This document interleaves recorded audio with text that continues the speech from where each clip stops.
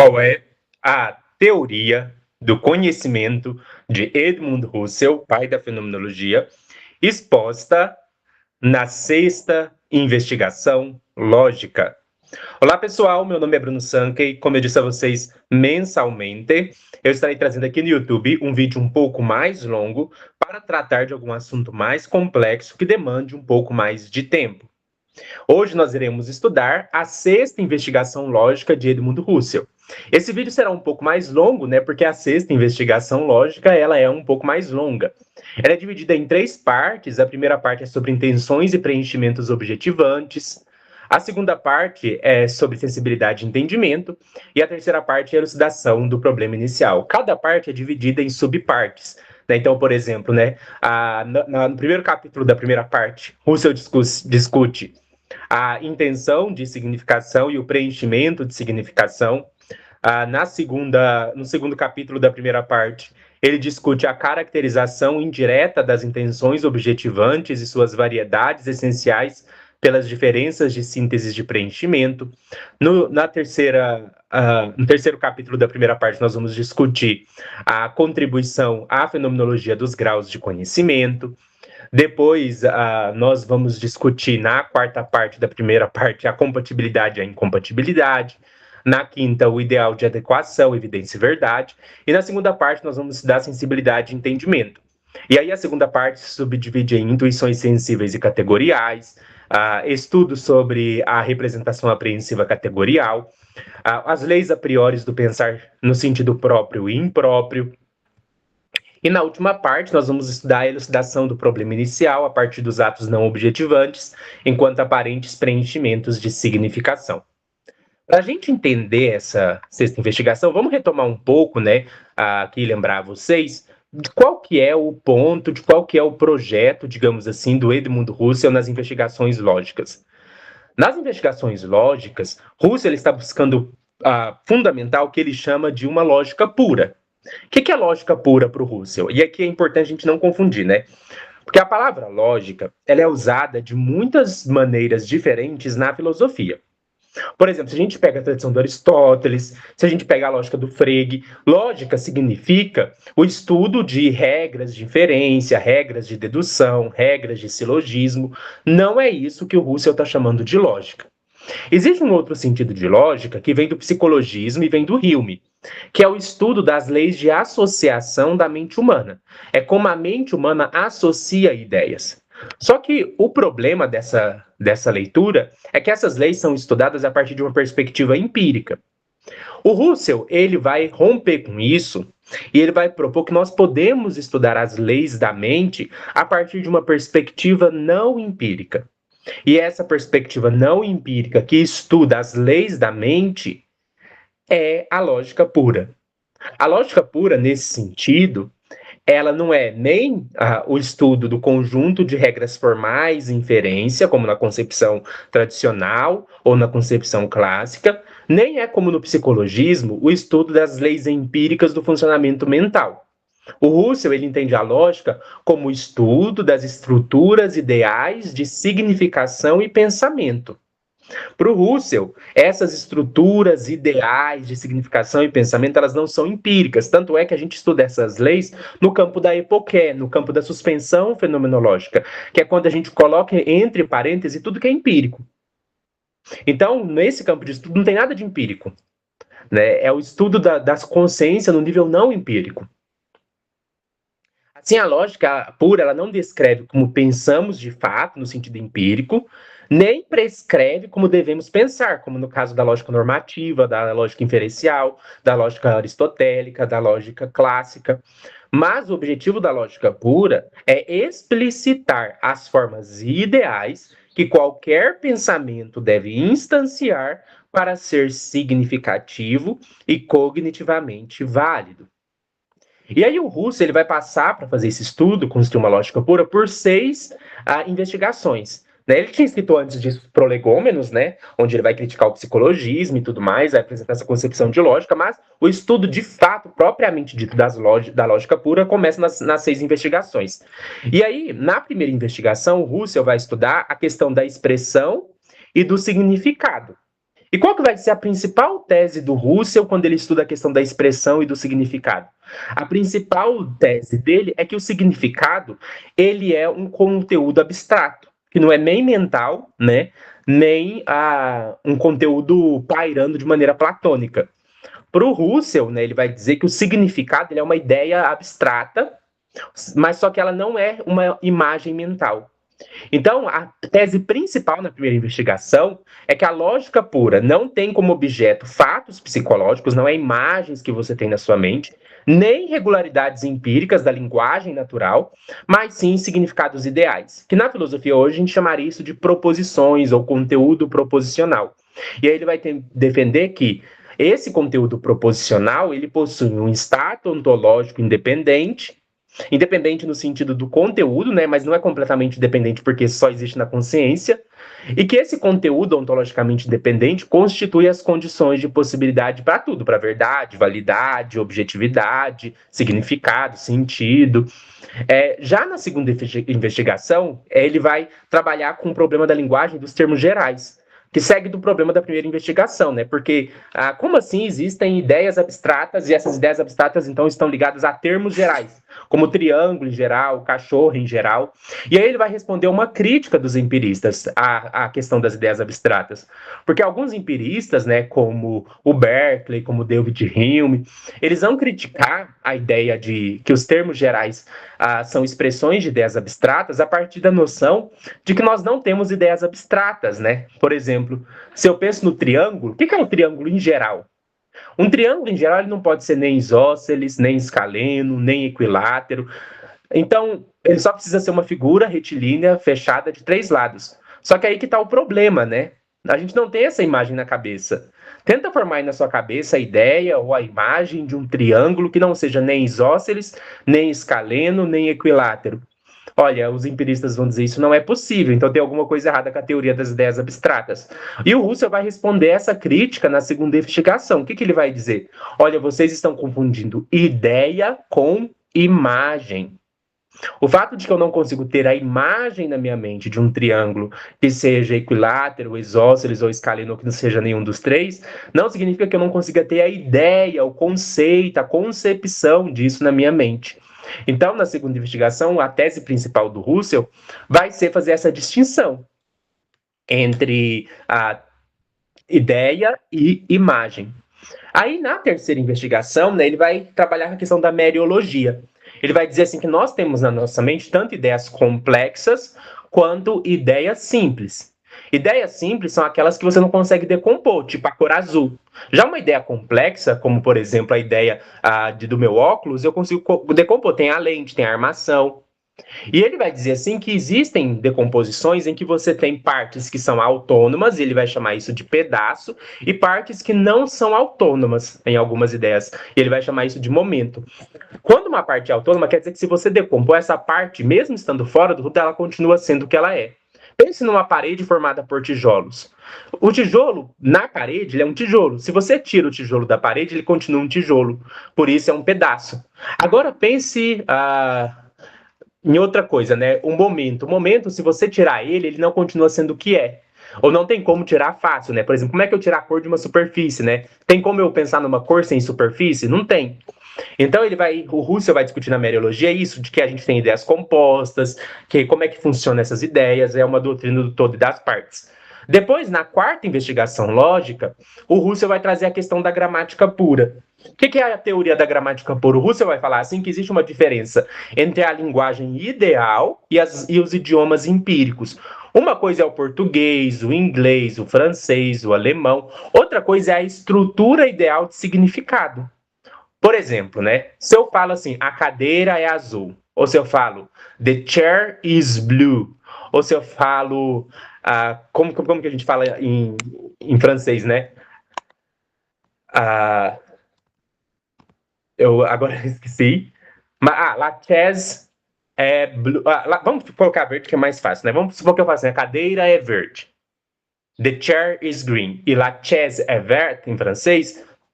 Todas essas expressões, elas são expressões de um mesmo conteúdo linguístico, que é o conteúdo semântico proposicional. Então, Russell vai falar assim que as diferentes línguas, elas expressam uma mesma linguagem, que é uma linguagem que não é a linguagem das palavras dos idiomas, é o que está por trás de todos os idiomas. Ele vai usar para mostrar isso a metáfora do esqueleto. Ele vai dizer, existe um esqueleto ideal, e esse esqueleto, cada idioma reveste com sua própria carne, com sua própria pele, com seus próprios músculos. E ele vai dizer assim que os diferentes idiomas são maneiras diferentes de tentar se aproximar mais ou menos dessa linguagem ideal. E é justamente a existência dessa linguagem ideal que permite que existam sinônimos, que permite que a gente possa fazer traduções. Então, ele vai chamar isso de gramática pura, essa língua, essa estrutura de proposições ideais, que não é do português, que não é do inglês, que não é do francês. Aí depois, né, da quarta investigação lógica, ele vai para a quinta investigação lógica, que é que a gente estudou, que vai ser, quer dizer, essa quinta investigação lógica vai ser muito importante para a gente estudar a sexta investigação lógica. Porque o que vai acontecer na quinta investigação lógica? O Russell vai desenvolver melhor a noção dele de intencionalidade. E aí ele vai dizer assim, aí que ele desconstrói, né, um mito que muitas pessoas têm, de que todas as experiências da consciência para o Russell são intencionais. O Russell vai dizer, não, nem todas as experiências da consciência são intencionais. E aí ele vai mostrar para a gente que, na verdade, o que acontece é que uma vivência de consciência ela tem vários componentes. E aí vai ter um componente que a gente vai chamar, vamos colocar aqui 3 componentes principais. Vai ter um componente que ele vai chamar de qualidade do ato, que é o que a gente chama de ato noemático. Vai ter um componente que ele vai chamar de matéria intencional, que é o que a gente chama de conteúdo noemático. E vai ter um componente que ele vai chamar de qualidade, né? A qualidade, matéria. Na verdade, vai ter um terceiro componente, né? Que é a qualidade, a matéria, e vai ter um terceiro componente que é a camada ilética. Vamos entender isso melhor, né? O que o Russell está dizendo? Quando a gente tem um ato de consciência, esse ato de consciência ele tem pelo menos 3 partes. Quais são essas partes? Uma é a camada ilética. O que é a camada ilética? Que é a própria sensação. Por exemplo, a dor, o medo, o prazer. Então, tudo que é afetivo, tudo que é pura afetividade, puro sentimento, a gente chama isso de a camada ilética. Essa camada não é uma representação, é o sentimento bruto, é o sentimento puro de dor, é o sentimento bruto de medo, é o sentimento bruto de prazer. E ele vai dizer assim que essa camada ilética ela não é intencional, porque ela não é uma representação direcionada a alguma coisa. É só o sentimento puro da dor, é só o sentimento puro do medo, é só o sentimento puro do prazer. Então a camada ilética ela não tem intencionalidade. As experiências afetivas elas não são intencionais em si mesmas. Só que toda experiência afetiva ela costuma vir acompanhada de um elemento que ele vai chamar de elemento noético ou qualidade intencional. O que é o elemento noético ou qualidade intencional? É um modo de representar. Quais são os modos de representar? Lembrar, imaginar, desejar, crer, duvidar. E é esse elemento que vai ser responsável por dar um certo caráter de intencionalidade ao ato completo. Então, por exemplo, vamos supor que eu estou com dor. A dor sozinha, isolada, ela não é intencional. Mas quando eu junto a dor com uma representação, a dor de pensar no meu braço, que está doendo. Quando eu junto a dor de pensar no meu braço, eu tenho a representação do meu braço como aquilo que eu estou vendo, como aquilo que eu estou imaginando, e aí isso passa a ser intencional, porque essa dor, junto com a representação, ela está direcionada intencionalmente ao braço, né? A intencionalidade é isso, estar direcionado a. Mas, além disso, existe mais um conteúdo que é o próprio conteúdo do que a gente está considerando, que é o conteúdo noemático, que a gente chama de matéria intencional. O que é o conteúdo noemático nesse caso? É a própria representação do meu braço. Então vamos lá, se eu estou com dor, a dor, vamos pensar de novo, né, no exemplo da dor. Se eu estou com dor, a dor é a parte ilética, a camada ilética que não é intencional. A gente chama isso de camada ilética, vem de rilê lá do Aristóteles, né, do rilemorfismo, rilé, camada ilética. Então, o medo, a dor, o prazer, tudo isso é camada ilética. Aí vamos supor que eu tô com dor no braço, eu olho pro meu braço, eu vejo o meu braço. O ato de ver é o que a gente vai chamar de qualidade do ato. Né? Porque um ato ele pode ter várias qualidades. Pode ser ver, pensar, imaginar, desejar. E o que eu tô vendo, que é o meu braço, a representação do meu braço, é o que eu vou chamar de conteúdo noemático ou matéria intencional. A matéria intencional é o objeto, o alvo intencional do ato. É aquilo para o qual o ato está direcionado. A gente chama isso de conteúdo noemático ou matéria intencional. E aí o Russell vai trazer, então, isso, né, que um ato é isso. Ele vai dizer assim, um ato completo, ele vai ter esses 3 conteúdos. E é isso que é intencional. Não é qualquer coisa que está na nossa mente que é intencional. O que é intencional é esse ato completo. E ele vai dizer assim, por que o ato completo ele é intencional? Porque ele envolve uma representação. Então, o Russell vai dizer na quinta investigação lógica, o que faz um ato ter intencionalidade? O fato de que ele carrega uma representação. E essa representação é sempre representação de alguma coisa.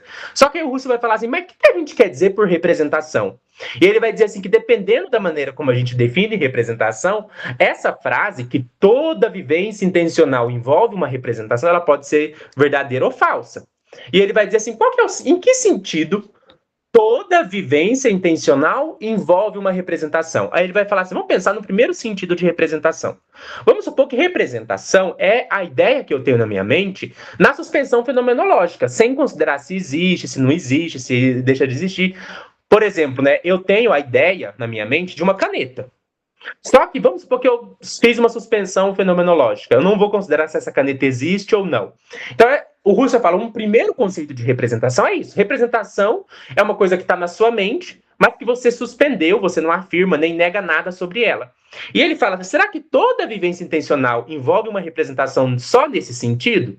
E aí o Russell vai falar, não, porque a gente tem certas vivências intencionais que dependem de você afirmar alguma coisa sobre o objeto. Vou dar um exemplo. Eu creio que essa caneta existe. Eu creio que esta caneta existe. Isso é um ato intencional. Eu creio, ou seja, o que é o crer? É a qualidade do ato. É o ato noético. Eu creio. O que eu creio? Que a caneta existe. A caneta que eu estou representando nesse ato de crer é o conteúdo noemático, é a matéria intencional. E a minha convicção, a questão afetiva de convicção, eu tenho a convicção afetiva de que a caneta existe, essa convicção afetiva, essa afetividade de convicção é a camada ilética. E aí o que o Russell está falando? Olha, nesse caso, nessa vivência intencional, a representação, o crer que a caneta existe, necessariamente envolve acreditar na existência concreta da caneta. Envolve você não ter suspendido a sua crença sobre se a caneta existe ou não. Então, existem vivências intencionais que elas dependem de você não estar na suspensão fenomenológica, de você estar na atitude natural, na qual você assume a existência das coisas.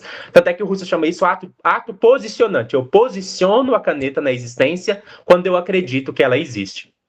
Aí o Russell vai falar, então tá, então não pode ser esse sentido de representação. Qual que é então o sentido de representação que a gente pode falar que toda vivência intencional envolve representação? Aí ele vai falar, olha, talvez representação seja só isso, conteúdo noemático. Né? Então vamos definir representação como conteúdo noemático, como a matéria intencional. Essa é a segunda definição que o Russell vai dar. Então ele vai dizer, vamos supor que representação é todo conteúdo objetivo. Aí o Russell vai falar, olha, pode até ser verdade, mas isso parece um pouco circular, né? Parece que tem uma circularidade nessa teoria. Porque se eu defino que intencionalidade é estar direcionada a um conteúdo noemático e eu defino representação como conteúdo noemático, então a frase toda vivência envolve um conteúdo noemático, toda vivência envolve uma representação no sentido de conteúdo noemático, vira uma coisa trivial, vira uma tautologia. Porque a intencionalidade é, por definição, estar direcionada a um conteúdo noemático. Então essa frase seria trivial, eu só estaria dizendo assim, que toda vivência que está direcionada a um conteúdo noemático está direcionada a um conteúdo noemático, uma matéria intencional. Aí o Russell fala, então não pode ser esse o conceito para tornar a frase substancial. Qual que é o conceito, então, de representação que a gente tem que adotar para a frase fazer sentido? Aí o Russell vai falar, o conceito de representação que a gente tem que adotar é um conceito que a representação envolve 2 componentes. Esse conteúdo noemático e o ato noético. Então, o Russell vai definir representação como um conjunto de 2 coisas, 2 elementos. O conteúdo noemático e a qualidade do ato, que é o elemento noético. O que isso quer dizer? Que toda representação envolve um conteúdo. Então, vamos supor, eu tenho esse conteúdo aqui, a caneta. Só que pensa o seguinte, a caneta ela pode ser representada de diferentes maneiras. Aqui eu estou vendo a caneta percebida. Se eu tiro a caneta e não estou vendo mais e crio uma imagem dela na minha cabeça, eu estou pensando na caneta imaginada.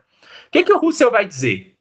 Ora, essas representações são distintas. Uma coisa, elas têm a mesma matéria intencional, é a mesma caneta, só que o tipo de representação envolvida é diferente. Uma é a representação imaginada, outra é a representação percebida, outra coisa é uma representação lembrada, outra coisa é uma representação desejada. Então, o que o Russell vai falar? Que a representação ela tem duas coisas.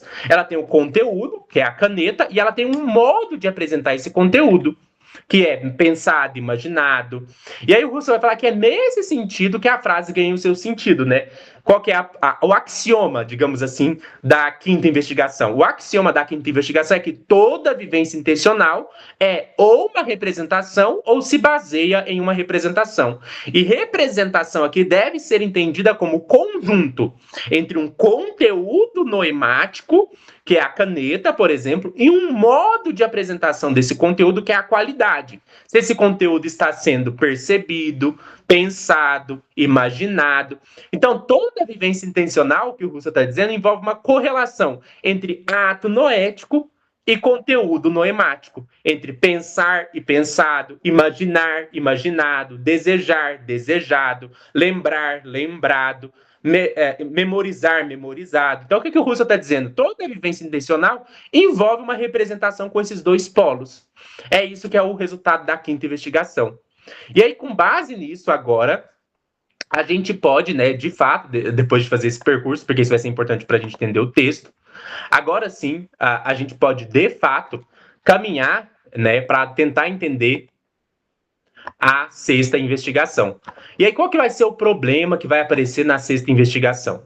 O problema da sexta investigação é a questão do conhecimento. Como que a gente conhece uma coisa? E o que é um conhecimento? Né? Essa definição vem lá do Platão, vem lá do Teeteto. Um conhecimento, pelo menos, ele envolve 3 elementos. Ele é uma crença, essa crença é verdadeira e essa crença é justificada. Então, envolve uma crença, essa crença, né, o Russell está falando, é o ato proposicional, é o seu ato noético, é a maneira como você se posiciona diante de uma proposição. Essa crença, ela precisa ser verdadeira, e o que é ser verdadeira? Ela precisa corresponder aos fatos. E ela precisa ser justificada, você tem que ter boas evidências para acreditar nisso. Então, o Russell vai falar que a gente tem que trabalhar com 3 conceitos. A crença, que é a atitude proposicional, a verdade, que é a concordância ou correspondência, e o justificado, que é a evidência. E aí, nesse caso, se a gente trabalha com a ideia de crença verdadeira justificada, vai surgir um problema, né? Como que a fenomenologia enxerga a questão do conhecimento e o que vai determinar para a gente se um conhecimento é uma crença verdadeira justificada? E aí, o Russell vai voltar lá para a quinta investigação e vai falar assim, olha, uma crença ela vai ser verdadeira quando ela corresponder a uma representação que se adequa a ela. Então ele vai falar assim, a gente tem um ato que visa um objeto e a gente tem um objeto visado. Quando há uma correspondência, uma coincidência entre o ato que visa esse objeto, o significado que eu atribuo e o objeto que está sendo alcançado por esse ato, e há uma coincidência, uma correspondência, a gente vai chamar de verdade. Então ele vai propor que a noção de verdade está relacionada à noção de intencionalidade. Porque a verdade ela tem uma representação que se direciona a alguma coisa e essa coisa preenche essa representação, esse ato. Então vamos pensar assim, eu tenho, por exemplo, a expressão a árvore é verde e eu tenho uma representação de uma árvore que é realmente verde. Quando essa expressão significativa, a árvore é verde, corresponde à representação do fato que a árvore é verde, a gente chama isso de verdade. Então, a verdade, ela envolve intencionalidade, ela envolve direcionamento. Porque a expressão a árvore é verde, ela está direcionada, voltada para um alvo, que é a representação da árvore verde. E quando há esse encaixe, isso é conhecimento, isso é verdade. Aí surge um problema. O que a gente viu na quinta investigação? Que nem toda experiência é intencional. Que a camada ilética não é intencional. Sentir dor não é intencional. Sentir medo por si só, isolado de uma representação, não é intencional. Aí o Russell vai trazer a seguinte questão. Então, como que a gente lida com expressões como estou com dor, estou com medo, mesmo quando a gente não sabe qual que é o objeto dessa dor. Vamos supor que eu estou com dor, mas eu não sei onde e eu não sei por quê. É uma dor difusa, eu não sei onde eu estou com dor e nem por quê. Tá, essa dor, por si só, ela não tem intencionalidade. Então, será que essa dor não pode ser objeto de verdade, de conhecimento? Como que eu conheço uma coisa que não é intencional? Como que há uma verdade onde não pode haver correspondência porque não tem intencionalidade? Então, esse vai ser o problema de fundo da sexta investigação lógica. Então, agora que eu contextualizei, vamos começar o estudo, né? Vamos para a primeira parte da sexta investigação lógica, que é sobre intenções e preenchimentos objetivantes, o conhecimento como síntese de preenchimento e seus graus. Vamos entender, ó. Intenção de significação e preenchimento de significação. O que é isso? O que o Russell está chamando de intenção de significação e preenchimento de significação? Para a gente entender isso, né, de novo, a gente tem que voltar lá na distinção que existe um ato que visa um objeto e o objeto visado por esse ato. E alguns atos visam um objeto por meio de uma significação, por meio de um conteúdo semântico. Então vamos lá. Esse ato que visa algo por meio de um conteúdo semântico, eu vou chamar de significação. E as proposições são significações. A proposição, a cadeira é verde, a mesa é azul, o céu é azul, 2 é um número par. Isso tudo eu vou chamar de atos de significação. E esse ato, ele precisa corresponder a alguma coisa que eu percebo. Então, o fato de que a cadeira é azul, para isso, essa proposição, a cadeira é azul, ser verdadeira, ela precisa ser correspondente a uma representação de uma cadeira que é realmente azul. E essa representação, ela vai ser dada para mim no que o Russell vai chamar de intuição. Intuição é percepção.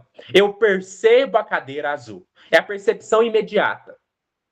Então, o Russell, o que ele quer dizer? Qual que é a tese dele? Que o conhecimento, ele acontece quando nós temos uma experiência sensível, quando nós percebemos uma coisa que corresponde àquilo que a nossa significação visa. Então, quando temos uma experiência sensível, e essa experiência sensível permite uma combinação entre aquilo que eu viso, que é a significação, e aquilo que corresponde a isso, é a intuição. E aí o Russell vai usar a metáfora do preenchimento. Não sei se vocês já viram, tem um brinquedo que você tem que encaixar o quadradinho ou o triângulo, e aí você tem, sei lá, tem cubo, tem quadrado, tem cubo, né? O cubo é um quadrado, né, em 3D. Vamos lá, tem cubo, tem triângulo, tem retângulo, e aí você pega o objeto e tem a caixinha, né, que você tem que encaixar. Já viram esse brinquedo? É um brinquedo que você encaixa um objeto no outro. O que o Russell está dizendo, né? Essa caixinha que tem que encaixar é como se fosse a nossa significação. Então, eu tenho a noção de cadeira. Agora, aqui no exemplo, né, eu tenho a noção de quadrado, eu tenho a noção de cubo, eu tenho a noção de retângulo, eu tenho a noção de triângulo. E aí, quando eu venho com a pecinha e eu encaixo, eu preencho esse buraco com aquilo que se adequa a ele. É isso que o Russell está chamando de preenchimento. Então, quando eu tenho, por exemplo, tem uma representação, melhor dizendo, eu tenho uma noção na minha cabeça de cadeira. E aí eu olho para uma cadeira real, essa cadeira real, ela encaixa nessa representação. Ela encaixa nessa estrutura. E esse encaixe é o que o Russell está aqui denominando de preenchimento. Então vamos continuar aqui, né? Para a gente compreender. Ó, intuição de significação e preenchimento de significação. Intenção, que é a estrutura da caixinha, e o preenchimento, o objeto cabendo lá, né? Mas aí, para entender isso melhor, a gente vai fazer umas distinções, ó. O que o Russell fala? Ó? Todo pensar perfar-se em certos atos que surgem em conexão com a fala em que se exprime. Né? Pelo menos em nós, que somos seres humanos, depois que a gente aprende a falar, a gente não consegue pensar sem linguagem. Então isso é muito fundamental para o Russell. Não existe pensamento sem linguagem. E o que acontece? A nossa linguagem, ela exprime coisas, né? E aí, essas expressões, a expressão de cadeira, a expressão casa, essas expressões, inclusive, não precisam ser palavras, podem ser imagens. Né? Quando eu desenho um mapa, esse mapa expressa alguma coisa. Ele representa uma outra coisa, ele é um signo, ele está no lugar de outra coisa. E aí, o que o Russell vai falar? Ó, todos os atos são exprimíveis, mas isso não significa que todos os atos possam exercer a função de suporte de significação. O que o Russell está dizendo aqui? Ó? Todos os atos são exprimíveis. Qualquer coisa tem a capacidade de ser expressa. Se eu estou com uma dor, mesmo que eu tenha dificuldade de achar as palavras para expressar essa dor, eu posso expressar ela por meio de uma pintura. Tudo que existe e tudo que poderia existir pode ser expresso por vários meios. Mas nem tudo expressa. Para alguma coisa expressar, ela precisa ser, sei lá, precisa ser uma palavra, precisa ser um símbolo, precisa ser um ícone, precisa ser alguma coisa. Então, para uma coisa, é igual uma caminhonete. Para uma coisa carregar um significado, essa coisa precisa ser uma palavra definida em convenções, por exemplo. E aí o Russell vai distinguir aqui 3 sentidos de atos expressos, né? E aí ele vai chamar, o mais importante para a gente aqui, vamos começar pelo primeiro, é o ato expresso que dá significação. Então, o que é o ato expresso que dá significação? O que o Russell quer dizer com isso? Por ato expresso que dá significação, o Russell está trabalhando com a ideia de atribuir significado a alguma coisa, a algum símbolo que a gente usa para expressar algo. Então, para vocês entenderem, né?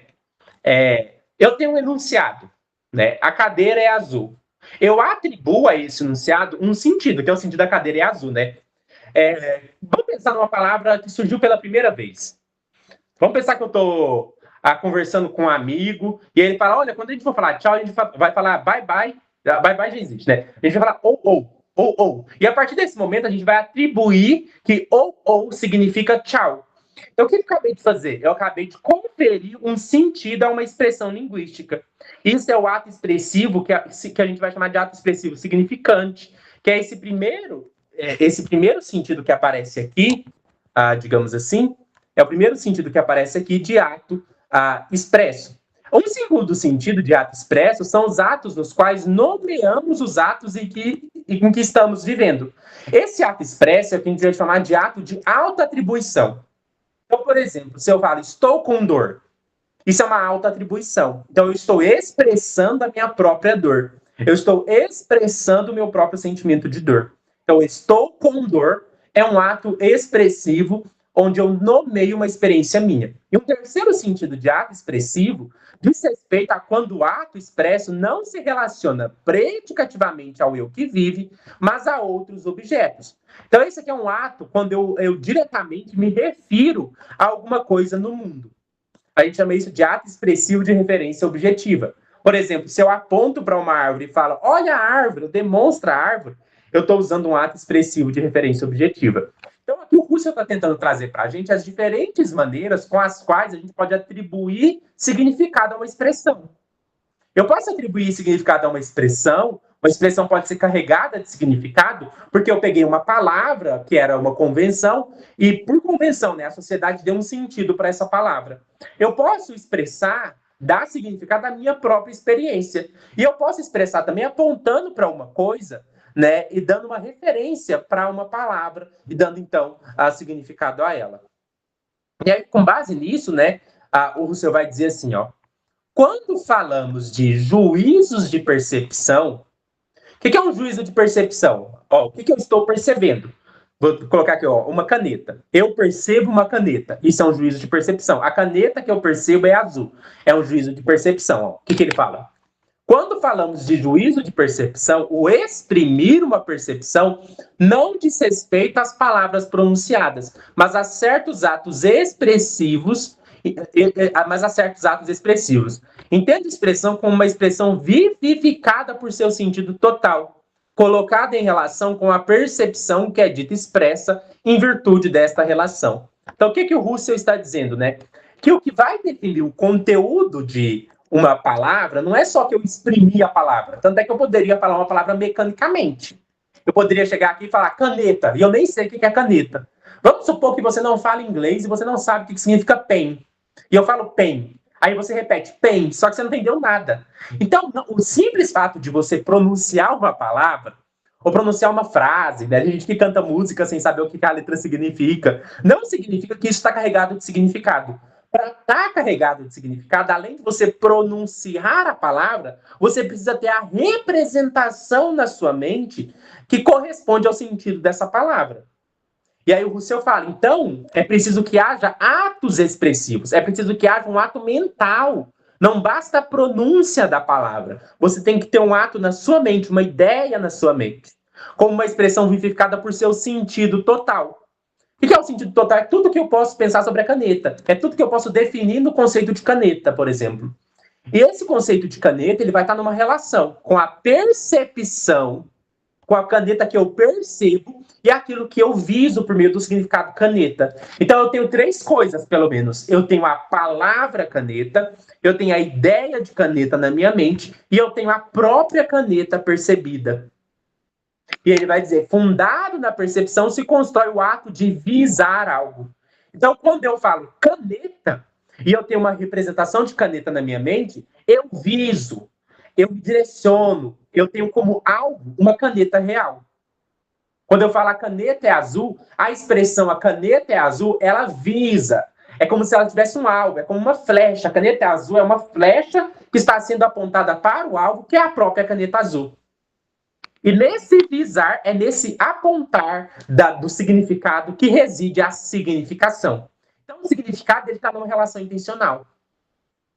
A percepção é um ato que determina a significação, embora não a contenha. O que o Russell quer dizer? O que vai determinar para mim se a minha significação tem conteúdo e ela é verdadeira ou não? A existência de uma caneta azul. Então, a existência da caneta azul, a gente chama isso de condição de satisfação. Para a expressão, a caneta é azul, ser verdadeira, ela precisa ser satisfeita por uma condição, que a caneta realmente seja azul. E é a percepção que vai dar essa condição, que vai nos informar se a caneta é realmente azul ou não. Mas a percepção por si só não tem um significado. O significado está nessa relação entre a expressão, a caneta é azul, a ideia da caneta ser azul. E aí ele diz, agora será considerada as relações existentes entre os atos intuitivos e os atos expressivos. O que o Russell está distinguindo aqui? Ato intuitivo e ato expressivo. Qual que é a diferença de um ato intuitivo e de um ato expressivo? Para o Russell, um ato expressivo é a expressão, é o significado, é tudo que está ligado ao campo do significado. Intuição é tudo que está ligado ao campo da percepção, da representação, do apresentar do objeto. Então, por exemplo, a expressão a caneta é azul é um ato expressivo. Perceber a própria caneta como azul é um ato intuitivo. Percebeu a diferença? E ele vai dizer assim, que nessa relação entre ato intuitivo e ato expressivo, existe tanto uma relação estática quanto uma relação dinâmica. Vamos ver aqui, ó. Podemos considerar, primeiro, a relação de unidade estática, na qual o pensamento que confere a significação é fundada na intuição e se relaciona por meio dela a seu objeto. O nomeia o objeto da percepção e o faz por meio de um ato significativo estampado em seu nome. Então, o que o Russell está querendo dizer? Existe uma relação estática, uma relação que não está ligada ao tempo, que não está ligada à causalidade, uma relação que é estrutural entre uma proposição e o conteúdo que satisfaz essa proposição. Então, existe uma relação entre a proposição, a caneta é azul, e a representação, a caneta é azul. Essas duas coisas, elas têm uma relação estrutural.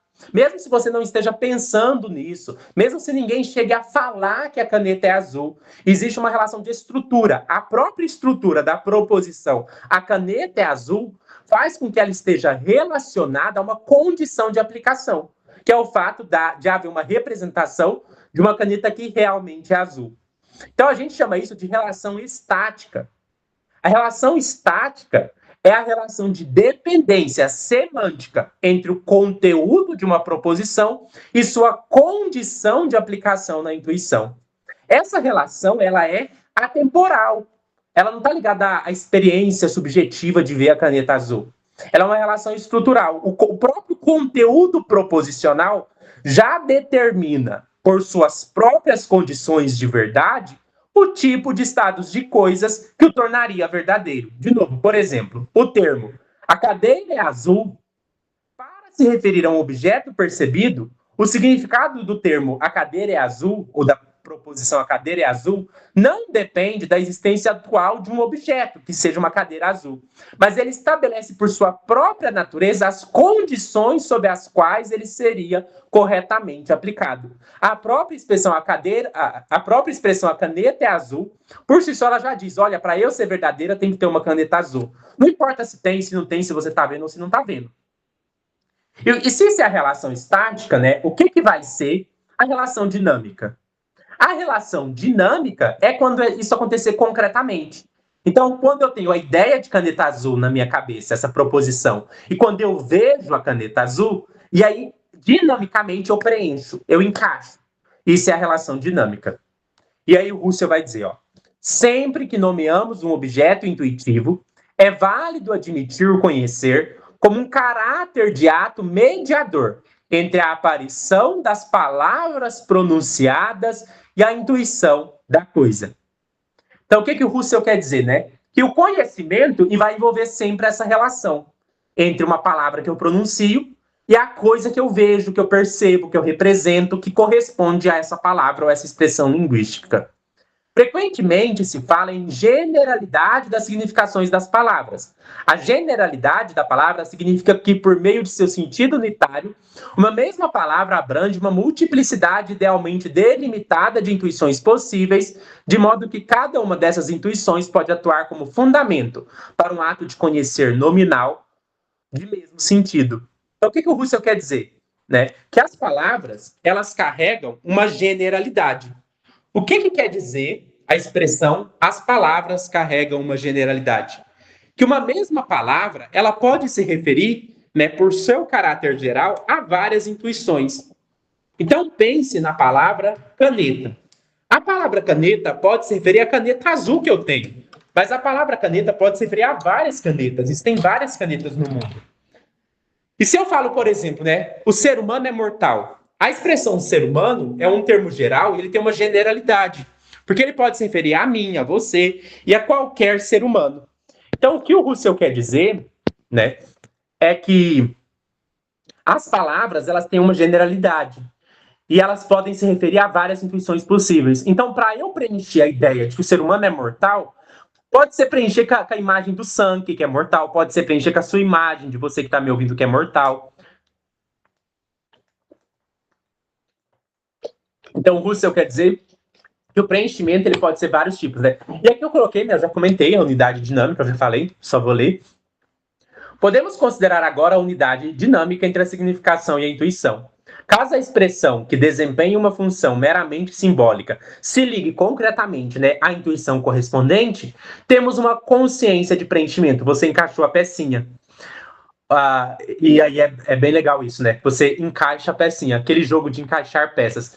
Acho que vocês já devem ter visto esse jogo de encaixar peças, e é fundamental para a gente entender o que o Russell está querendo dizer, né? Esse joguinho de encaixar peças. Deixa eu até ver aqui, eu acho que eu vou tentar pôr para vocês verem. Aqui, né? Vamos colocar uma imagem. Esse aqui, ó, esse aqui é melhor. Pode ser esse aqui. Tem um que você passa, né, a peça dentro da caixa, mas tudo bem. Pode ser um assim. Não sei se vocês estão vendo, né? Aqui, o que a gente tem nesse joguinho de encaixar peças? A gente tem as pecinhas, né? Essas pecinhas vão ser as representações que aparecem na consciência. E a gente tem os espaços. Os espaços é o que o Russell está chamando de expressões, atos expressivos. Com intenção de significação. Então, por exemplo, o espaço quadrado é como se ele tivesse a intenção de ser preenchido por um quadrado. O espaço de coração é como se ele tivesse a intenção de ser preenchido por um coração. Então, as palavras, os símbolos que a gente usa, né, tudo isso são os quadradinhos, e é o que o Russell está chamando de ato expressivo. E toda representação com conteúdo são os objetos. E o que o Russell está querendo dizer? Antes mesmo de eu encaixar o quadrado aqui no quadrado, a própria estrutura do brinquedo aqui, ele já mostra que para ele funcionar, ele precisa de um quadrado aqui. É isso que o Russell está chamando de relação estática. Independente se você encaixa o quadrado ou não, independente se você tem o quadrado ou não. O que o Russell está dizendo? Só a própria estrutura, ela já determina qual que é a condição que satisfaz o que ela precisa. Isso é a relação estática. Mas quando eu venho aqui concretamente, pego o quadradinho e encaixo, na hora que eu encaixo concretamente, isso é a relação dinâmica. Então, entenderam? E é isso que o Russell está chamando de preenchimento. É uma intenção de significação que é preenchida. E aí o Russell fala, ó, olha que legal. Com a analogia do brinquedo fica mais fácil. Ó. Do ponto de vista do objeto, né, é possível falar de uma unidade de identidade. Ó, o quadradinho tem uma identidade com o formato de quadradinho no qual ele vai ser encaixado. Isto é, uma unidade objetal. O objeto da intuição é o mesmo que o objeto do pensamento que nela se preenche. Então, o que o Russell está falando? Tem uma identidade. O formato lá no brinquedo é o quê? É um quadrado. E o negócio que eu encaixo também é um quadrado. Então, é uma identidade. A identidade é o objetivo que corresponde ao ato de preenchimento, ou que nele aparece de modo que, além da significação e da intuição, deve se designar como ato também de adequação. Em relação ao conhecer, então o que vai ser conhecimento? Pode-se formular esta questão dizendo que o caráter do conhecido é dado ao objeto que aparece na intuição, quando estamos voltados primariamente a ele, pela circunstância de que a intuição se une ao intuir a maneira de preenchimento. Olha a analogia com o brinquedo, é muito mais fácil agora de entender. Conhecimento é quando acontece o encaixe, né? Pegaram isso? Conhecimento é quando acontece o encaixe. Agora nós vamos para a segunda parte. Segunda parte não, né? Segundo capítulo da primeira parte. Que é sobre a caracterização indireta das intenções objetivantes e de suas variedades essenciais pelas diferenças de síntese e de preenchimento. Vamos lá? Ó, todos os atos de intenção, de significação, que é os quadradinhos vazios, como os atos de preenchimento de significação, que na analogia do brinquedo é os objetos que você encaixa, tanto os atos de pensar, né, que é quanto o quadradinho, quanto de intuir, preencher o quadradinho, pertence à classe dos atos objetivantes. Então, o que o Russell está chamando de ato objetivante? Um ato objetivante é quando você tem essa relação com o objeto. É um ato que está voltado para um objeto. Isso que é um ato objetivante, é um ato que está voltado para um objeto. O quadradinho lá do brinquedo está voltado ao objeto quadrado que precisa preenchê-lo. Então a gente vai chamar isso de ato objetivante. Todo ato objetivante é um ato intencional. E ele vai dizer, ó, as intenções objetivantes se dividem em intenções significativas e intenções intuitivas. O que o Russell quer dizer com intenção significativa e intenção intuitiva? O Russell está querendo dizer que existem certas intenções que elas são meramente significativas, enquanto existem intenções que elas são voltadas a conteúdos. Então, a gente também pode chamar isso, né? Tem conteúdos que são meramente significativos. Será, se eu falar assim, o maior planeta do sistema solar? Às vezes você não faz ideia de qual é o maior planeta do sistema solar. Eu não vou contar para você agora, mas vamos supor que você não saiba. O maior planeta do sistema solar. Essa expressão, por si só, ela é bem vazia. Ela não necessariamente precisa ser preenchida, né? Mas quando eu conto para você, o maior planeta do sistema solar é Júpiter, e aí o que acontece? Você tem uma intenção que é preenchida por uma intuição mais clara. E a gente chama isso de intenção intuitiva. Ele vai dizer, ó, considerando os atos expressivos, pode-se considerar as intenções significativas enquanto significações das expressões, como a expressão, por exemplo, o maior planeta do sistema solar. Assim, essas intenções significativas, tipo o maior planeta do sistema solar, têm em cada ocasião um apoio intuitivo, que pode ser, sei lá, o planeta Júpiter, se for preencher. Exatamente no que a expressão tem de sensível.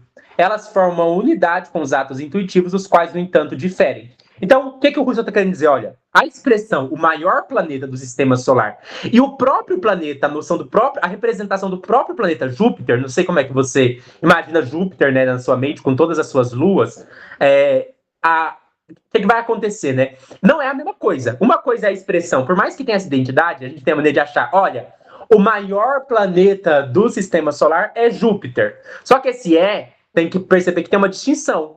Porque uma coisa é a expressão linguística ou significativa, o maior planeta do sistema solar, e outra coisa é a imagem, a representação na sua mente do planeta Júpiter.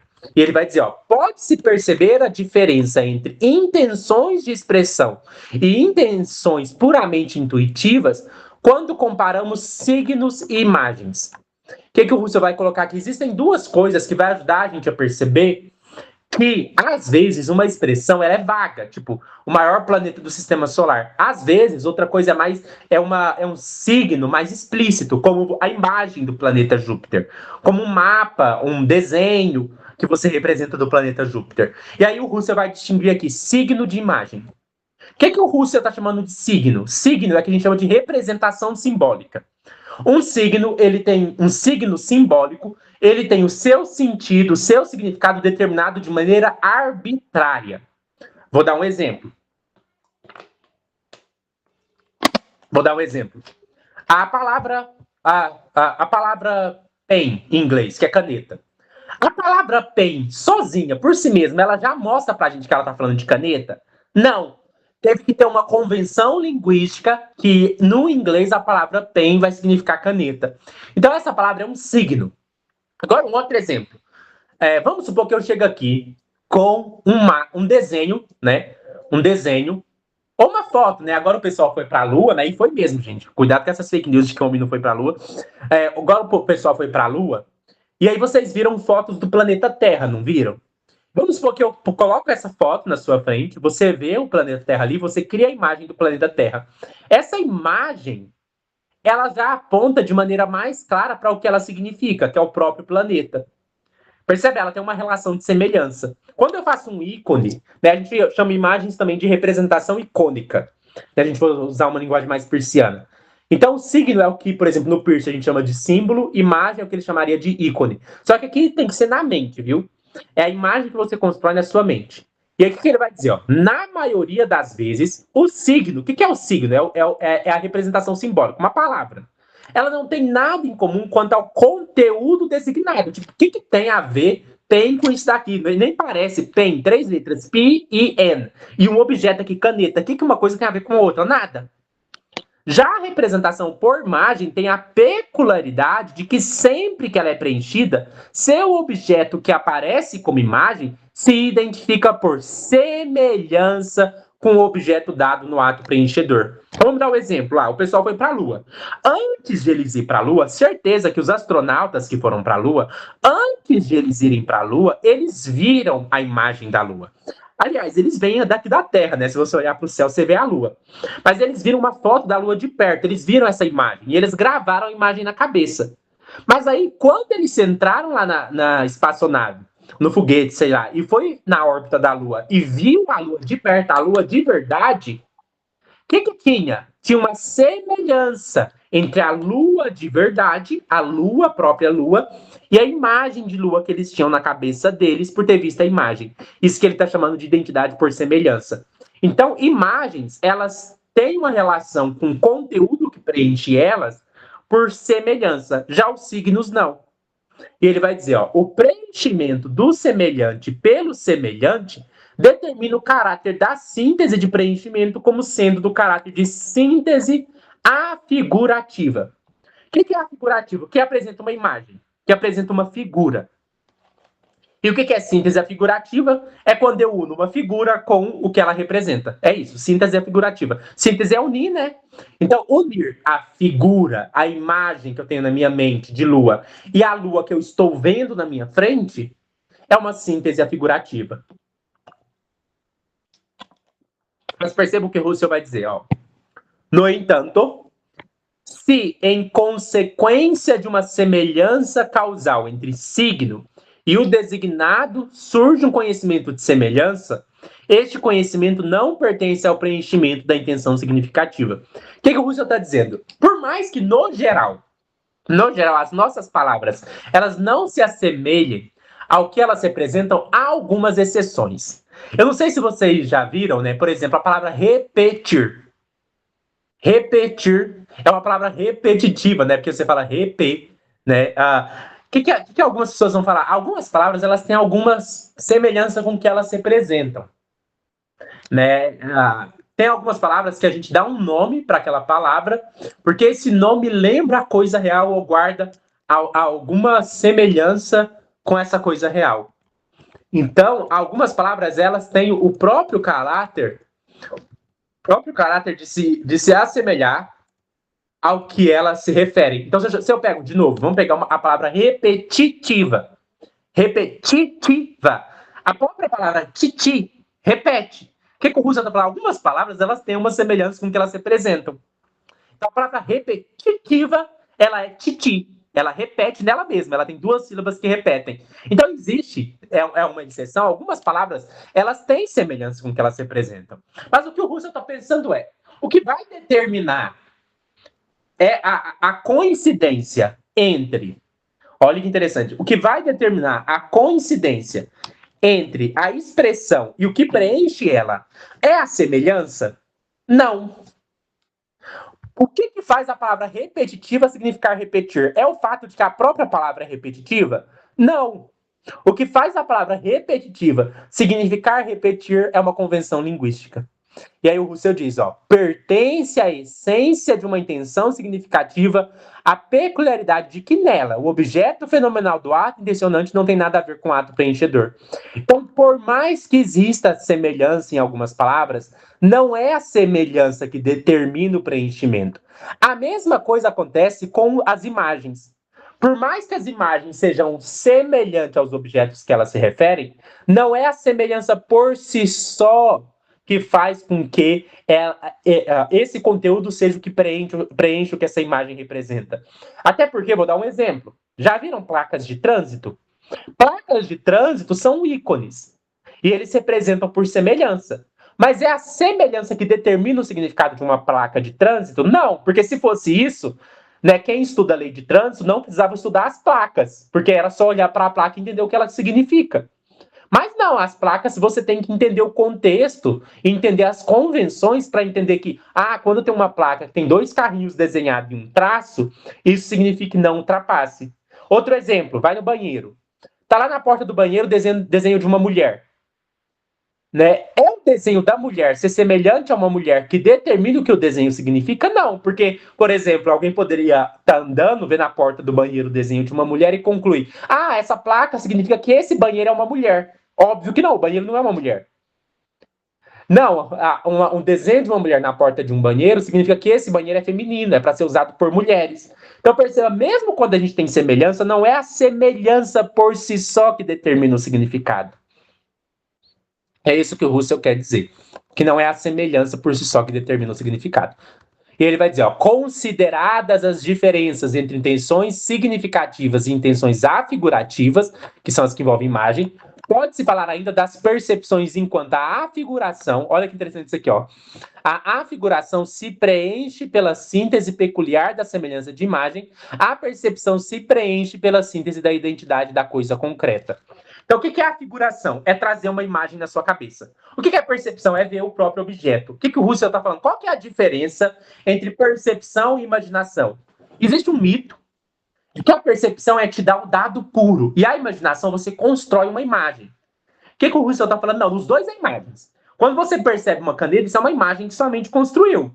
Não sei se já te contaram isso, né? Que as coisas que você vê no mundo, elas não são dados puros. As coisas que você vê no mundo são construções que sua mente faz, que a sua imaginação faz. Então, o que diferencia a percepção de imaginação ou afiguração? Não é o fato de que o que você está vendo é uma representação. O que diferencia é o modo dessa representação. Olha o que ele vai dizer, A percepção se caracteriza pelo fato de que o que nela aparece é o próprio objeto. Então, o que vai acontecer é que na percepção, o objeto que você está vendo, você toma ele como presente. Enquanto na afiguração, o objeto não precisa estar presente. Então, tudo é representação, até o que você está vendo de maneira direta. Mas a diferença é, na percepção, a caneta, ela se apresenta como estando presente. Na imaginação ou afiguração, se eu fecho os meus olhos e imagino a caneta se apresenta como não estando presente. Essa que é a diferença. Né? São dois modos de preenchimento diferentes. Agora vamos para o terceiro capítulo da primeira parte, que é sobre a contribuição à fenomenologia dos graus de conhecimento. A gente já viu o que é conhecimento, é o encaixe. Então vamos lá. Ó. Há uma cadeia de preenchimentos que se constituem membro por membro de intenções significativas. O conteúdo ou a matéria das representações prescreve a priori uma determinada progressão gradativa de preenchimento. O que o Russell quer dizer com isso daqui? Ó, uma própria expressão linguística, ela vai determinar, digamos assim, como que vai acontecer o seu preenchimento. Né? A gente viu lá a melhor analogia lá do brinquedo que eu mostrei para vocês, pelo brinquedo que eu mostrei para vocês, né, a própria estrutura do brinquedo, ela determina como esse brinquedo vai ser ou vai acabar sendo preenchido. E o que vai acontecer? Algumas intenções significativas, né, se a gente for usar a analogia, algumas estruturinhas igual a do brinquedo, né, ela vai exigir uma espécie de preenchimento progressivo. O que é o preenchimento progressivo? É ir percebendo aos poucos. Né? Porque o que acontece com a nossa percepção? A nossa percepção ela não nos dá o objeto inteiro de uma só vez. Eu tenho aqui uma garrafa. Vou dar um exemplo para vocês. Eu vou perceber um objeto. Qualquer objeto. Já fizeram essa experiência? Qualquer objeto, você só está vendo uma faceta dele. Então, vou dar um exemplo aqui, né? Vou dar um exemplo. Peraí, eu pus um copo aqui. Aqui. Vou dar um exemplo desse livro. Quando você está vendo esse livro, você está vendo o livro inteiro? Não, você está vendo só uma parte da frente. Mas você sabe que esse livro tem uma parte de trás, tem uma parte de lado, você abre e tem folhas. Então, quando eu tô com a ideia de livro, ela vai ser preenchida gradualmente. O livro nunca vai aparecer de uma só vez, porque o livro é 3D e você teria que ver na frente e atrás ao mesmo tempo, você não consegue ver assim. Então, a própria noção de livro, ela depende de um preenchimento gradual. Primeiro você vê a frente, depois você vê o lado, depois você vê atrás, depois você vê por dentro. E é isso que o Russell está chamando de cadeias gradativas de preenchimento, que é determinado pelo próprio conteúdo. Aí ele vai dizer, ó, é preciso distinguir dois tipos de representação. Representações mediatas, que são representações que não representam seus objetos de maneira simples, e sim por meio de representações de grau inferior e superior, edificadas umas sobre as outras, representando seus objetos como objetos de outras representações ou como estando em relação com objetos assim representados, de representações, que são representações que se relacionam simplesmente a outras representações como a seus objetos. Então, né, o que o Russell está querendo dizer? Né? Tem representações que elas são representações diretas, que você fala delas diretamente. E tem representações, isso a gente chama de representações de segunda ordem, que são representações de representações. Né? Então, vamos lá, né? Uma coisa é eu ver diretamente esse livro. Isso é uma representação de primeira ordem.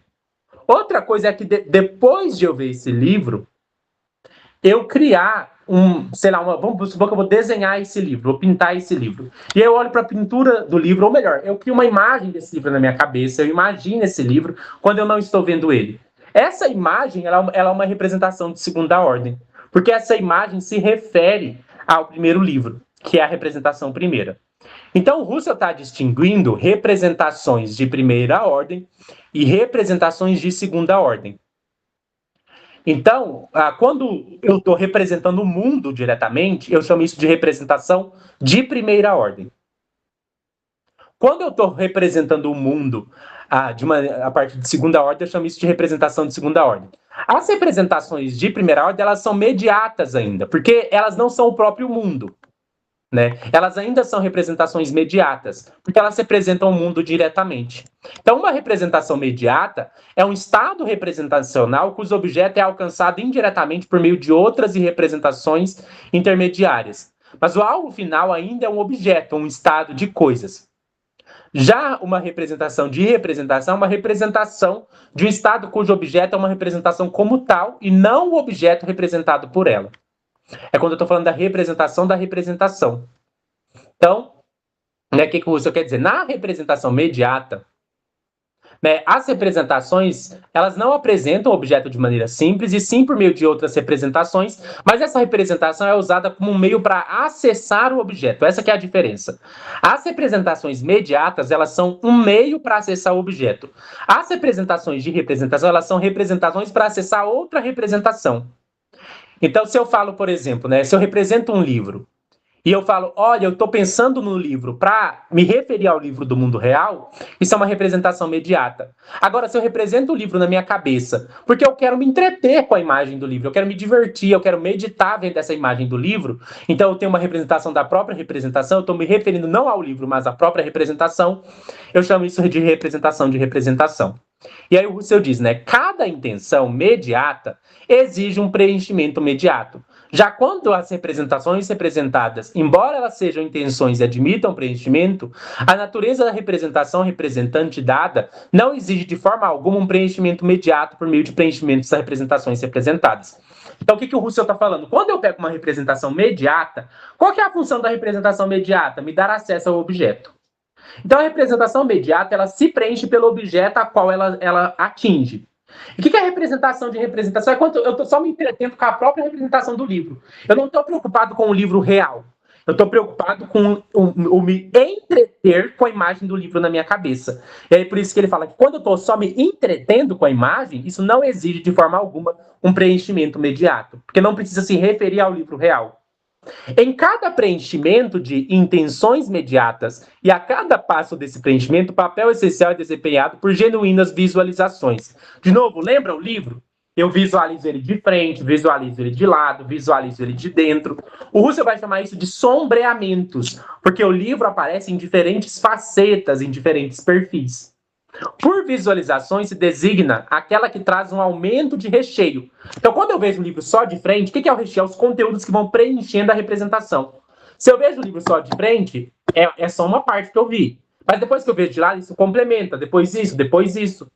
Então, traz um aumento de recheio para o objeto representado pela representação global, que é o livro inteiro visto de todos os lados. Ou representado como visto de todos os lados. E é isso que o Russell vai chamar de recheio da representação. O recheio da representação é o conjunto daquelas determinações pertencentes à própria representação, por meio das quais ela presentifica, por analogia, o seu objeto. Esse recheio é, ao lado da qualidade e da matéria, um momento característico das representações. Então agora o Russell está dizendo que as representações envolvem três coisas. Primeira coisa, qualidade.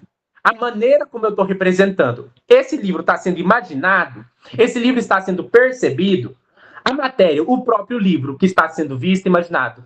E qual que é o próximo momento? O recheio, é o conteúdo que preenche, né? O próprio livro, com todas as suas facetas, vai preenchendo as coisas. Que a gente chama isso também de teor intuitivo. Né? O Russell chama isso também de teor intuitivo. Então, o que é o recheio da representação? O recheio da representação é o conjunto total de conteúdos que efetivamente constituem a forma como um objeto é dado a um ato intencional, incluindo tanto aspectos sensoriais, diretamente apresentados, quanto conteúdos adicionais, como antecipações, perfis, determinações contextuais, que é o que a gente chamou de sombreamento, que contribui para a especificação do objeto da experiência. Uma analogia que a gente pode usar, que talvez seja melhor para entender, né? Porque eu dei a analogia do brinquedo que você preenche, talvez seja melhor a gente usar a analogia do parafuso. Porque o que acontece? No brinquedo que a gente preenche, né? A gente só coloca o objeto lá e ele já preenche de uma vez. Agora vamos pensar num parafuso. Né? Já viram como que a gente faz para preencher o buraquinho onde você coloca um parafuso?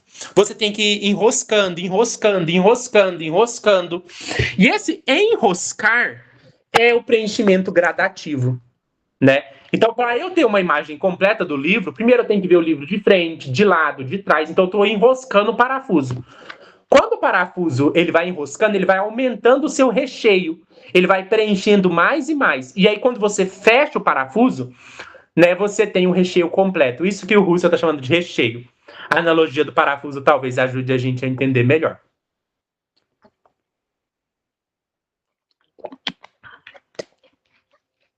Agora veja o que o Russell vai dizer. O recheio da representação afigurativa é constituído pelo conjunto dos momentos próprios que figuram cada característica do objeto em imagem. Momentos fundidos uns aos outros e pensados como fundamentos das apreensões puramente intuitivas, aqui puramente afigurativas, sendo os únicos a lhe darem o caráter de representantes apreendidos dos momentos objetais correspondentes. Então, o Russell aqui vai falar de um preenchimento que é o preenchimento de quando você tem uma imagem. Porque o que acontece, né? Na verdade, a gente tem dois grandes tipos de preenchimento.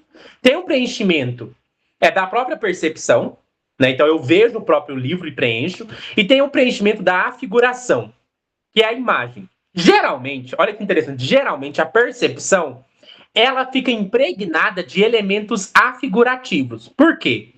Olha esse livro aqui. Por mais que você esteja vendo só o livro de frente, isso aqui a Gestalt, inclusive, mostra pra gente. A sua mente automaticamente preenche o resto da imagem. Porque se você fosse pensar só no que você está vendo, você não está vendo o livro, você está vendo só a capa. Mas sua mente, ela preenche o resto. Você não está vendo o sangue, você está vendo só a parte da frente da minha cara. Só que a sua mente preenche o resto. E esse preencher é afigurativo, porque não está na percepção, né? É feito por antecipações. Então, toda percepção nunca é 100% pura, a não ser que você pare para pensar só no ângulo que você está vendo. Toda percepção envolve preenchimentos afigurativos, envolve imagens, a imaginação trabalha para preencher o resto, né? A maneira como a gente vê os objetos não é completamente transparente. Só que, apesar disso, existem dois grandes tipos de representação. A percepção, na qual o objeto é representado como estando presente, e a figuração que você imagina o objeto na sua cabeça, sem necessariamente ele estar presente. E Russell está dizendo que o recheio da representação figurativa, ele acontece assim, né? Porque acontece quando a gente tem uma representação por imagem, são certos elementos do conteúdo da experiência que funcionam como portadores da semelhança com o objeto. Isso é, que permite que a imagem represente algo.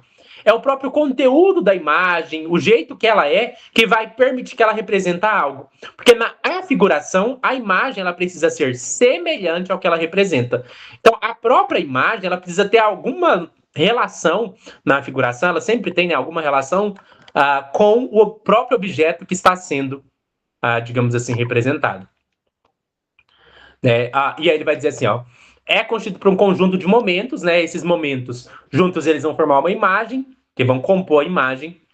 Essa imagem é fundada em apreensões puramente intuitivas e aqui puramente afigurativas, dando um caráter de representação apreendida dos momentos objetais correspondentes. Então, né, o Russell está mostrando para a gente que, né, que se a gente pega... O que são esses momentos, né? É a forma, é a cor, é o contorno, é a proporção. E esses elementos juntos vão formar a imagem. Então, a imagem que você tem de um livro vai ter uma forma, vai ter uma cor, vai ter um contorno, vai ter uma proporção. E esses elementos vão aparecer juntos, vão aparecer fundidos numa imagem. E esses aspectos que formam a imagem, eles são fundamentados na representação do objeto. Eles são fundamentados no livro real. A imagem que eu construo de um livro, ela tem um certo fundamento na própria representação do objeto.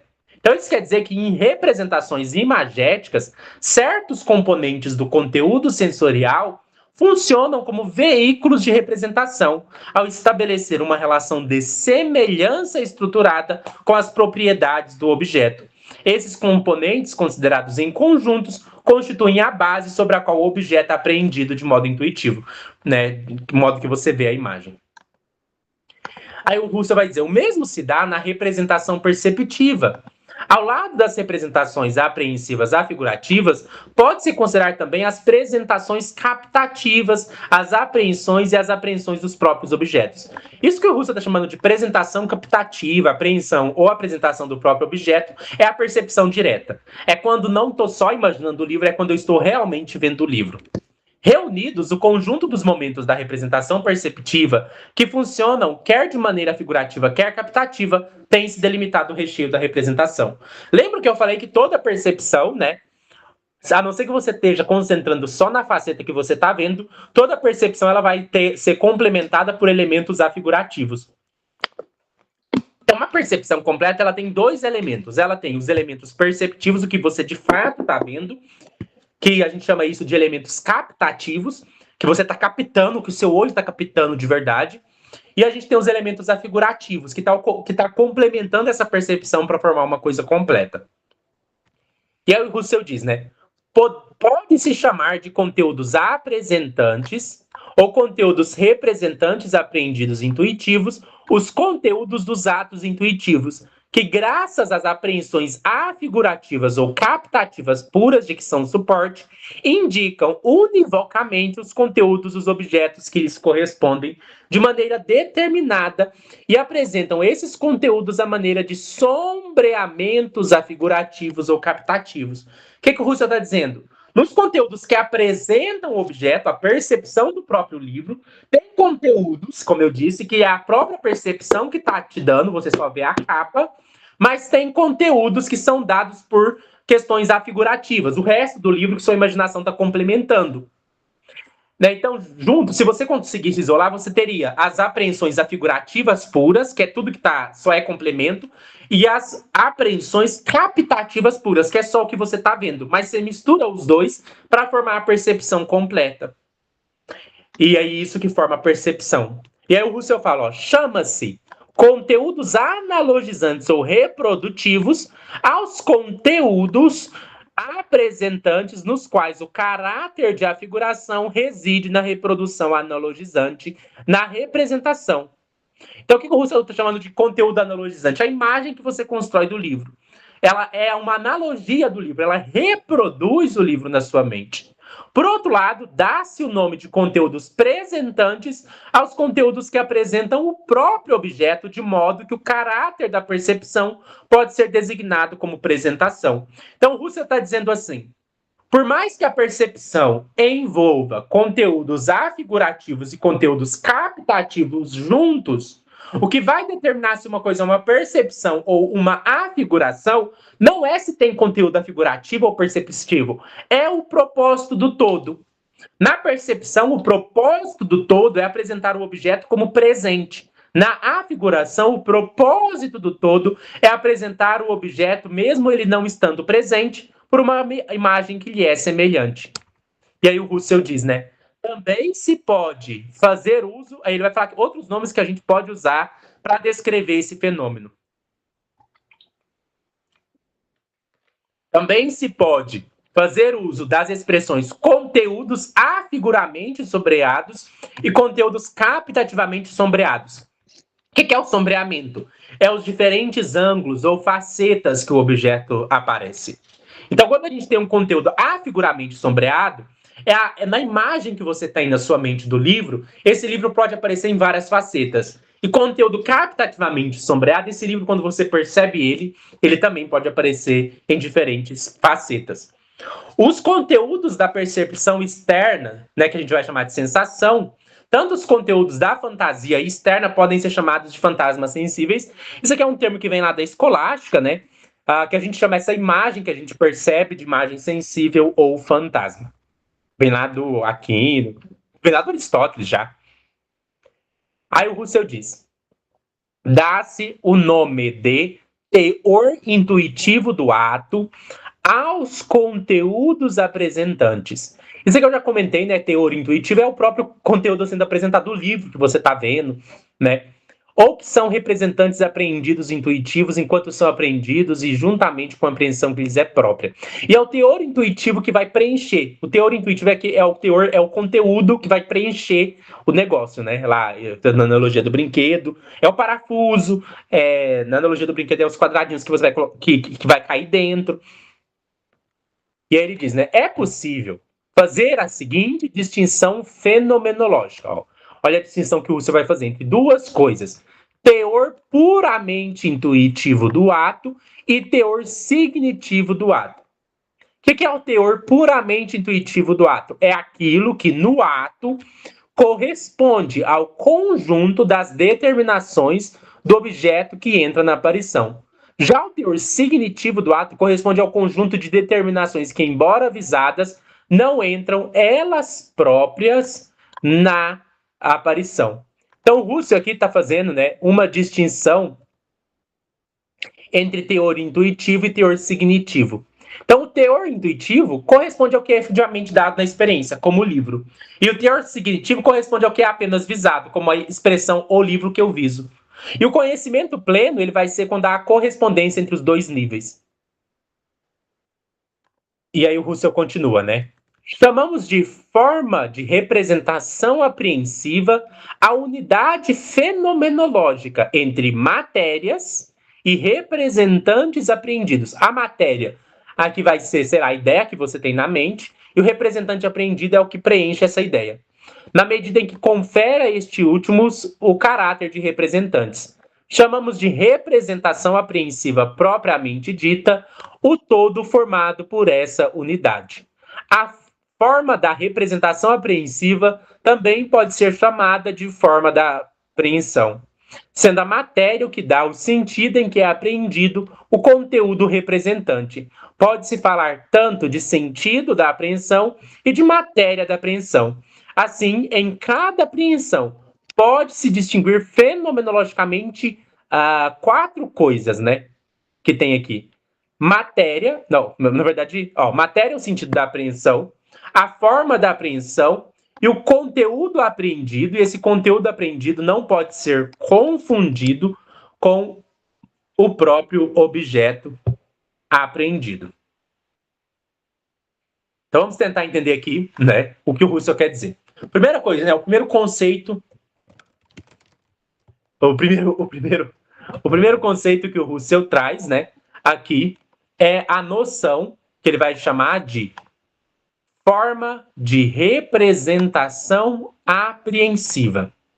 E ele está dizendo, né, que essa forma de representação apreensiva é o que vai dar para a gente a unidade fenomenológica. E para entender isso, então, a gente precisa entender esses três conteúdos.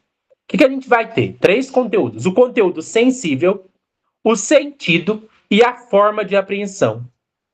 O que é o conteúdo apreendido? É o material da experiência, tipo cor, forma, som. Tudo isso a gente vai chamar de conteúdo apreensivo, ou conteúdo apreendido. A matéria é o sentido da expressão, é o modo como o objeto é visado. Esta árvore, uma árvore, a árvore do jardim, é as condições de satisfação, o conteúdo representacional. E a forma de apreensão é o que faz o conteúdo sensível funcionar como representação. É o tomar como sendo alguma coisa, como ver manchas como uma árvore, ou ver linhas como sendo um rosto. E o Husserl está tentando mostrar que a representação surge quando esses três elementos são unificados. Então, para ter uma representação, você tem que ter o conteúdo sensível, né? O que é a cor, a textura, igual, por exemplo, esse livro. O que é o conteúdo sensível dele? A cor preta, a textura, tudo isso é o conteúdo sensível. Você precisa ter o sentido de livro e você precisa ter a forma que conecta os dois. Então, o estado representacional, ele pode ser analisado como a combinação de um veículo sensorial, um conteúdo representacional que determina como o objeto é visado e uma função de mapeamento que faz com que o veículo seja tomado como representando o objeto sob esse conteúdo. Então, a representação propriamente dita é a unidade resultante desses três aspectos.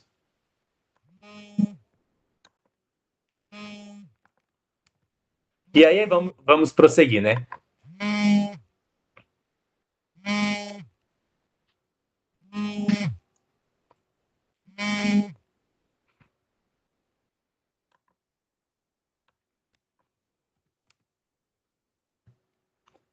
Vamos voltar aqui.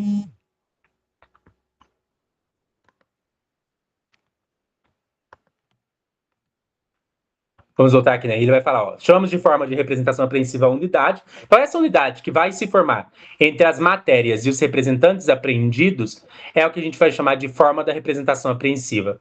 Então, a representação ela tem que ter tanto conteúdo como o modo como esse conteúdo é apresentado. E aí a gente prossegue, né? Ó, os diferentes modos de relação de um ato e seu objeto pode dizer respeito a três coisas, então. A qualidade do ato. O que é a qualidade do ato? É se eu estou pensando, se é uma crença, se é um juízo. Tudo isso é a qualidade do ato. Então vamos colocar lá o exemplo da árvore verde. Será que eu vejo a árvore verde? Será que eu penso na árvore verde? Será que eu desejo uma árvore verde? Então isso a gente vai chamar de conteúdo, de qualidade do ato. A qualidade do ato é se é um julgamento, se é um desejo, se é um ver.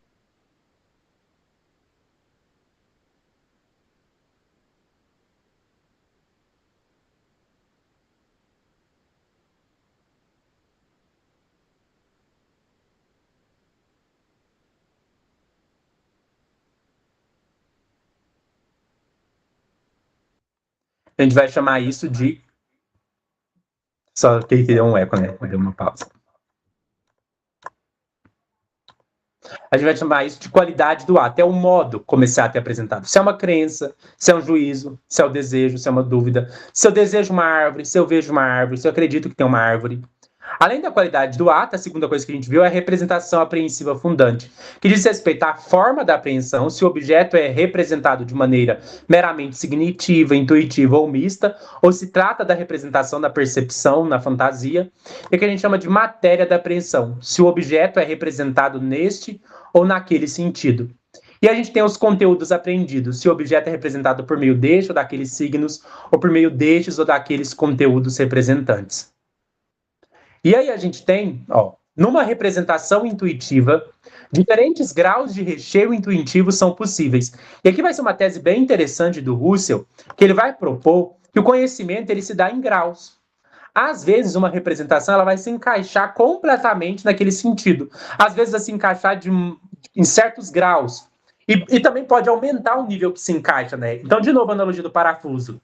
Dependendo do parafuso, ele vai entrar tudo, ou ele vai entrar só uma parte, ou você vai conseguir enroscar só até aqui ou até ali. Então, o conhecimento é desse jeito. Nem sempre o conhecimento nos dá uma espécie de encaixe perfeito, né? O conhecimento ele vem em diferentes graus. Então, o Russell diz, né? Numa representação intuitiva, diferentes graus de recheio intuitivo são possíveis. A representação intuitiva pode representar seu objeto adequadamente.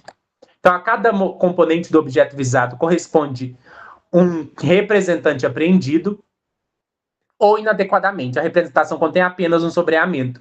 Então, por exemplo, eu tenho a ideia de livro. Às vezes, eu vou conseguir ver só a parte da frente do livro. Às vezes, eu vou conseguir folhear o livro e ver o livro inteiro. E vou ter um preenchimento mais completo. E o Russell diz, né? As representações intuitivas podem ser compostas de duas maneiras. De forma que a relação ao objeto seja simples, contanto que o ato não traga em si atos parciais que, por si só, já representam o mesmo objeto inteiro, ou o modo de composição que constrói o ato global a partir dos atos parciais, sendo cada um deles já por si uma plena representação intuitiva deste objeto. Então, uma representação intuitiva, ela pode dar só um sombreamento do objeto, ou uma imagem do objeto a partir de um determinado ângulo, mas à medida que você vai vendo esse mesmo objeto de diferentes ângulos, de diferentes formas, você pode conseguir ter uma representação mais completa e mais global do objeto. Por isso, né, o Russell diz aqui que as representações intuitivas elas podem ser compostas de duas maneiras. Tem duas maneiras pelas quais uma representação intuitiva pode ser composta. Primeiro, né, a representação intuitiva ela pode ser composta ou diretamente, com partes que não são representações completas, ou compondo várias representações completas do mesmo objeto. Então, eu posso ir montando o livro, olhando cada parte do livro, ou eu posso ver o livro várias vezes e ter uma imagem do que é o livro. Dizemos que dois atos intuitivos possuem a mesma essência quando as intuições puras têm a mesma matéria, quando é o mesmo livro. Eu vou dar um exemplo. Eu posso ver o livro de frente, ver o livro de lado, ver o livro folheando, eu posso pensar no livro, imaginar o livro, crer no livro. Tudo isso tem a mesma essência, o mesmo objeto, que é o mesmo livro. Né? Agora a gente vai para a quarta parte da primeira parte, quarto capítulo da primeira parte, que fala sobre compatibilidade e incompatibilidade. As intenções de significações se distinguem em possíveis, são aquelas que são compatíveis ou reais, e impossíveis, que são aquelas incompatíveis ou imaginárias.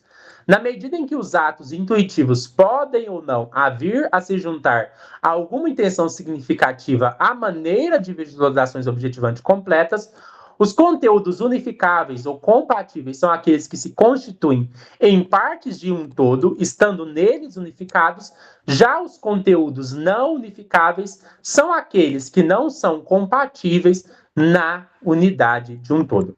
Então, o que o Russell está dizendo? Né? Para eu compor, por exemplo, a imagem de um livro completa, as próprias partes que vão compor essa imagem, por si mesmas, elas já precisam ter a possibilidade de serem compatíveis entre si.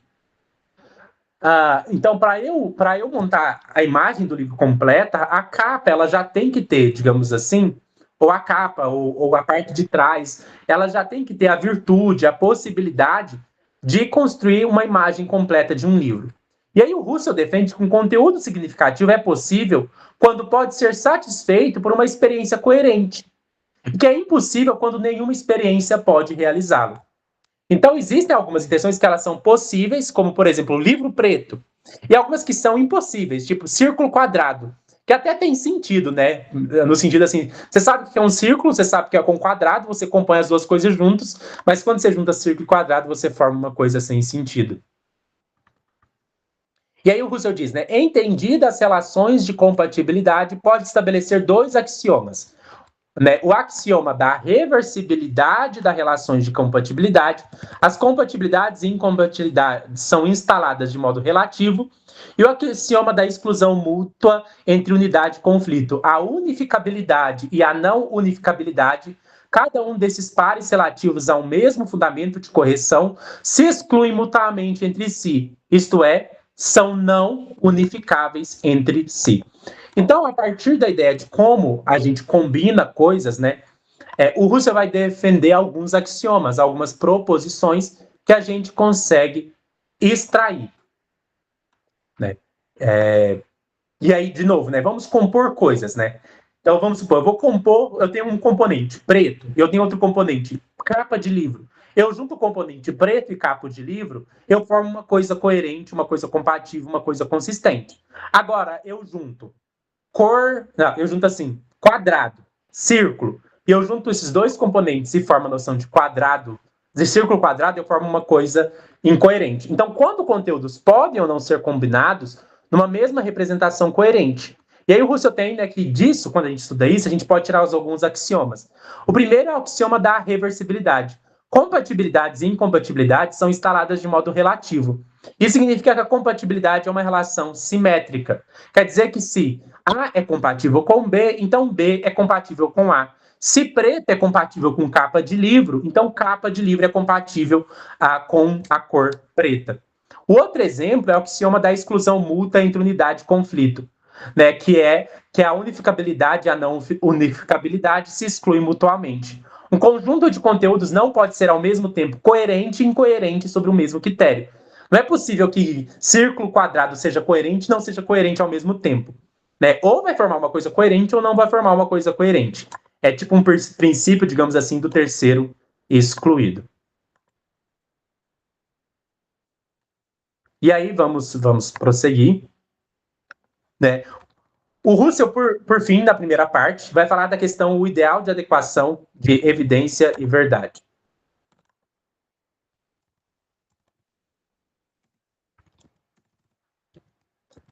Vamos prosseguir aqui, só responder uma mensagem.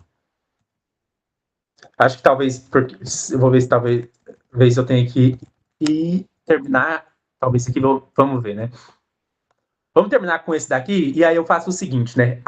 Já que esse vídeo já está muito grande, No mês que vem eu trago a parte 2. Né? Então vamos terminar com o ideal da adequação evidência e verdade. Quanto às relações entre evidência e verdade, pode-se estabelecer os seguintes aspectos. A verdade, enquanto correlato de um ato identificante a um estado de coisas, e enquanto correlato de uma identificação por recobrimento, uma identidade, a plena concordância entre o visado e o dado como tal. E 2, um outro conceito de verdade se refere à relação ideal, que vige na idade de recobrimento, definida como evidência entre as essências cognitivas dos atos que se recobrem. E terceiro, por parte do ato que traz recheio, vivemos na evidência do objeto dado, a maneira do que é visado. Ele é o próprio recheio e também ele pode ser designado como ser, verdade e o verdadeiro. E por fim, quarto, do ponto de vista da intenção, da apreensão, da relação de evidência, resulta a verdade como a correlação da intenção ou como a sua adequação ao objeto verdadeiro ou como a correção da essência cognitiva da intuição. Isso aqui é um pouco confuso, né? Mas o que o Russell está tentando fazer aqui? Ele está tentando trazer 4 noções de verdade ou 4 noções de evidência. Para o Russell, as duas coisas estão bastante relacionadas. A evidência é o que justifica você acreditar numa verdade. E o Russell vai trabalhar aqui com 4 noções de verdade e evidência. Então, a primeira noção é a mais clássica, né? Qual que é a primeira noção de verdade? Verdade como correspondência a um estado de coisas. Então, eu tenho uma proposição, a cadeira é azul, e eu tenho um estado de coisas no mundo real, que é a cadeira sendo azul. Então, nesse primeiro sentido, o Russell está distinguindo o primeiro sentido de verdade, que é a verdade como concordância ou como correspondência a um estado de coisas. Depois, o Russell vai trazer um segundo sentido de verdade, né, que ele vai chamar aqui, ó. Um outro conceito de verdade se refere à relação ideal que vige na idade de recobrimento definido como evidência entre a essência cognitiva dos atos e o que recobre. Então, essa noção de verdade, essa segunda noção de verdade, o que corresponde não é uma representação e um estado de coisas. É um significado que visa algo e o objeto, que pode até ser uma representação, que é visada por esse algo. Então, um ato significativo e o ato intuitivo que preenche. Isso é até interessante, porque essa segunda noção de verdade funciona até na suspensão fenomenológica. Você não precisa supor que o mundo externo existe. Se existe uma correspondência entre a expressão cadeira azul e a representação que você tem na sua consciência de uma cadeira azul, isso é uma correspondência nesse sentido, mesmo que não exista uma cadeira azul no mundo externo. E a gente tem um terceiro sentido, que é, por parte do ato que traz o recheio, vivemos na evidência o objeto dado à maneira do que é visado. Ele é o próprio recheio e também ele pode ser designado como ser verdade ou verdadeiro. Para o Russell, às vezes, a gente pode usar o termo verdade para se referir ao próprio objeto. O próprio objeto é verdadeiro, porque o próprio objeto se mostra, o próprio objeto se revela. E aqui ele está usando a noção de verdade perto daquele sentido de desvelamento. Um objeto é algo que se desvela, que se mostra, é a evidência que se mostra. Então, aqui, verdade é a própria evidência que se mostra. E o quarto sentido de verdade, né, que é aqui, do ponto de vista da intenção, da apreensão, da relação de evidência, resulta a verdade como correção da intenção ou como a sua adequação ao objeto verdadeiro ou como a correção da essência cognitiva da intuição. Então, aqui, verdade aparece como correção do ato representacional. É a gente dizer se foi satisfeito ou não foi satisfeito, se correspondeu ou não correspondeu, se encaixou ou não encaixou. Então, verdade, nesse quarto sentido, é a própria noção de encaixe. Então, o que eu vou fazer, né? Como o vídeo já está um pouco longo e eu tenho um compromisso, eu vou finalizar aqui e no próximo mês a gente continua na parte 2, que é sensibilidade e entendimento. Né? Então não deixe de ativar o sininho para quando chegar o vídeo da parte 2 você não perder. Deixa aí o seu like no vídeo, compartilhe o vídeo com quem possa se interessar e na descrição do vídeo você encontra a minha chave Pix, caso deseje realizar uma doação de qualquer valor, em agradecimento por este vídeo. Até mais!